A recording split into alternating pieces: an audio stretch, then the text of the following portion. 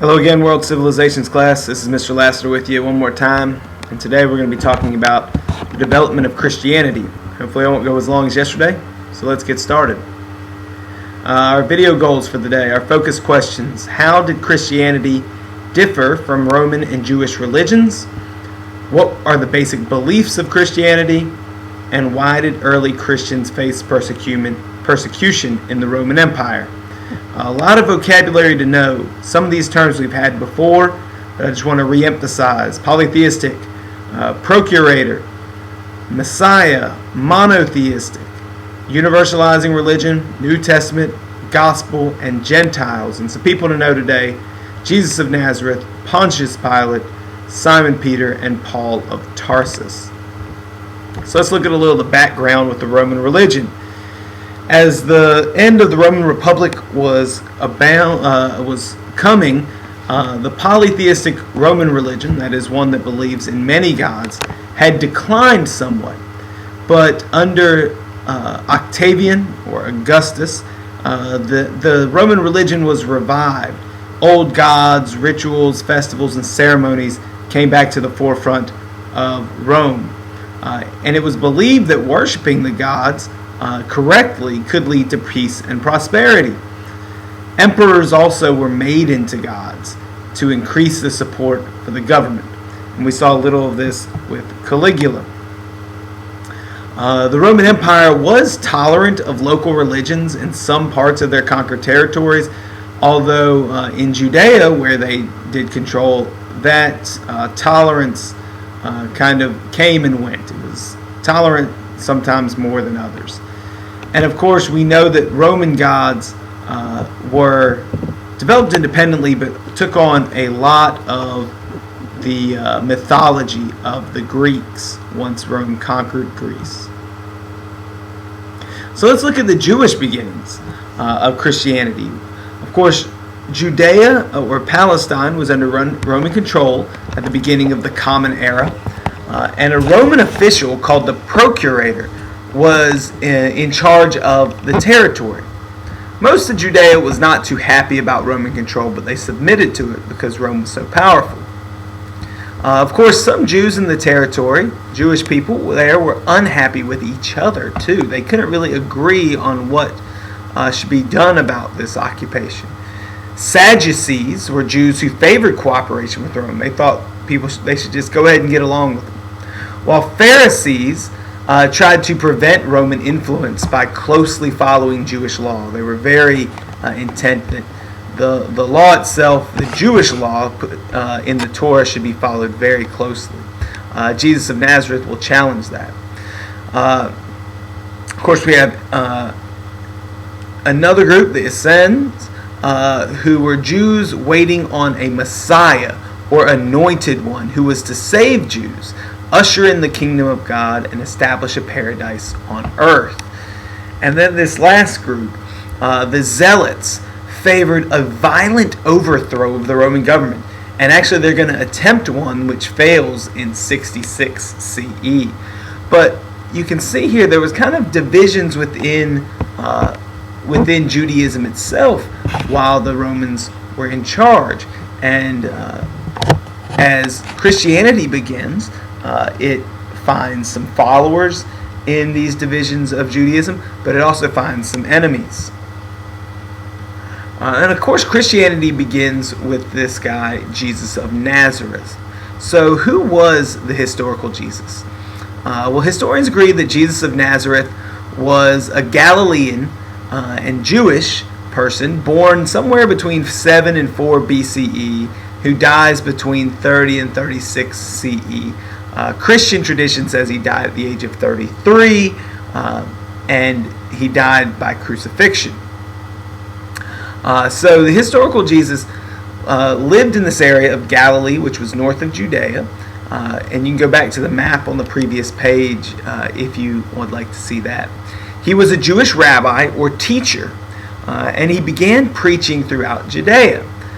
But Jews would view Jesus as a revolutionary, and in fact he's going to be condemned by a Jewish court, and ultimately Pontius Pilate, the procurator of Judea, appointed by Rome, orders his crucifixion.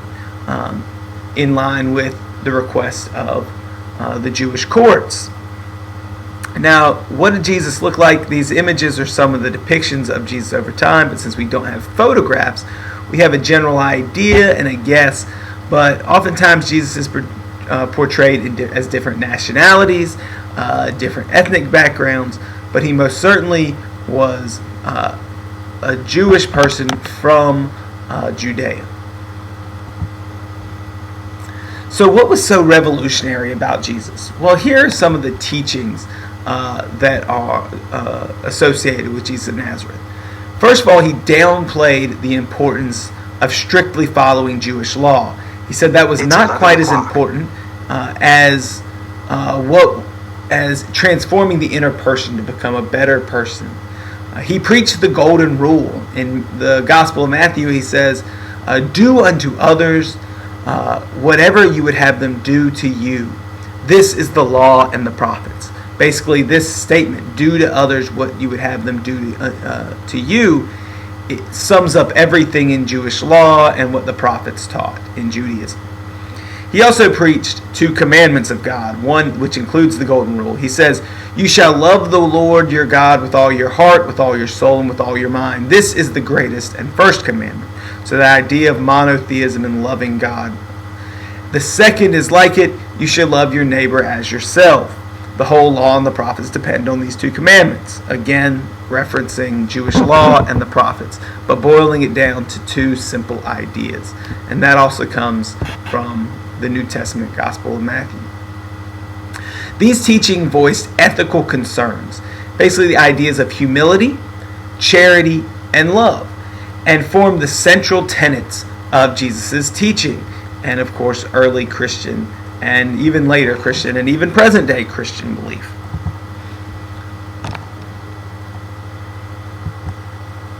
So what are some of these Christian beliefs? Well, Christianity is a monotheistic religion, meaning it believes in one God. It is also what we call a universalizing religion. It seeks followers from any and all backgrounds from all over the world. Buddhism was another example of a universalizing religion. And when we get to Islam, that'll be a third example. This is very different than, say, Judaism. Judaism is a religion that does not actively seek converts to Judaism. You're really either ethnically Jewish or you're not. So Christianity is very different in that aspect. And it sought all types of followers. Christians follow the teachings of Jesus, which are found in the New Testament of the Bible, and they believe that Jesus was the Son of God and the Messiah, or anointed one who saved Jews and all humans. And they believe that he, after his crucifixion, that he rose from the dead and even ascended into heaven, so that he actually rose body and soul to heaven. And these are just common beliefs of Christianity.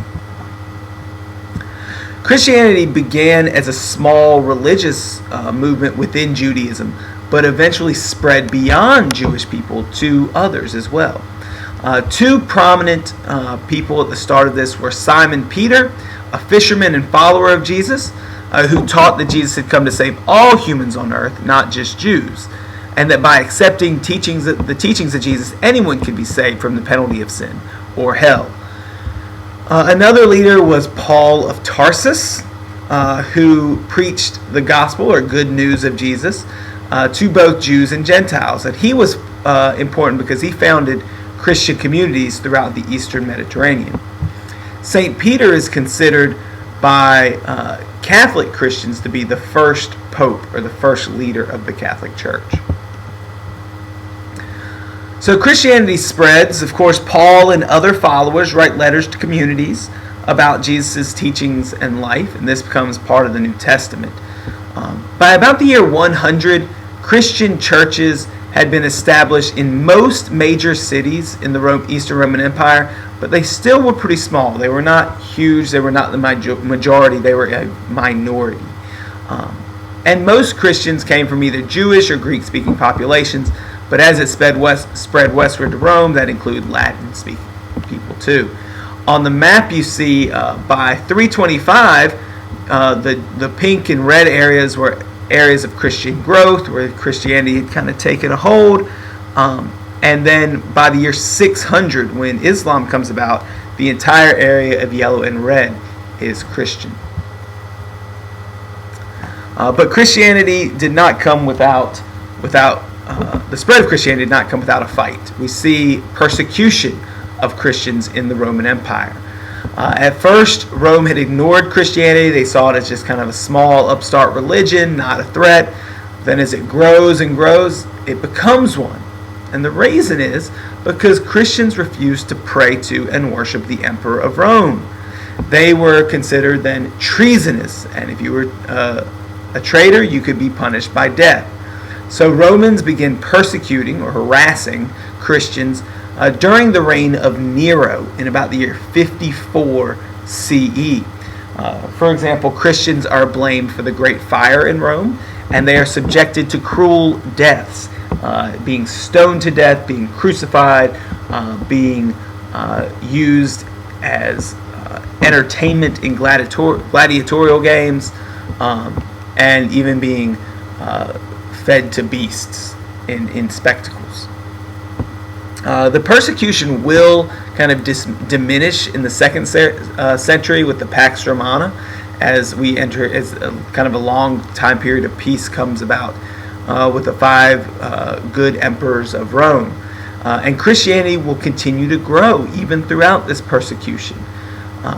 And spoiler alert, as we'll learn tomorrow and tomorrow night, Christianity will actually even become the official religion of Rome, and made so by Emperor Constantine. And as you see, even Peter, Simon Peter, the fisherman who we talked about earlier, who was the follower of Jesus, even he was persecuted and eventually put to death. He was also crucified. So our video goals today: how did Christianity differ from Roman and Jewish religions? Well, keep in mind it was monotheistic, which was very different from the Roman religion, and it was universalizing, which was very different from the Jewish religion. It also focused more on loving one's neighbor and loving God, and not so much Jewish law. Basic beliefs of Christianity, go back and review those if you need to. And of course, look and see why early Christians faced persecution in the Roman Empire. And think about how it challenged Roman political authority, especially with those emperors being considered gods. That's it for today. Make sure you get your vocabulary and people to know identified in your digital notebooks. And have a wonderful evening. Come ready to do a little reading tomorrow about one teaching of Jesus, and then also to talk a little bit about some of the persecutions that occurred in the Roman Empire. That's all. Good night.